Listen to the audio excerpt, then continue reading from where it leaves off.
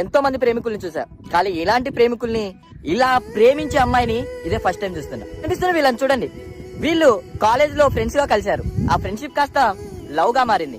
ఆ అబ్బాయికి ఒక రోజు కార్ లో వెళ్తుండగా కార్ యాక్సిడెంట్ అయింది. కార్ యాక్సిడెంట్ అవ్వడం వల్ల తన కాల్ ని తీసేశారు. దాని తర్వాత తన హాస్పిటల్కి వెళ్ళిపోయాడు. కొద్ది రోజులు కోమాలో వెళ్ళిపోయాడు. తను ఏం చేయాలన్నా కూడా ఇంకొకరి సహాయం కావాలి.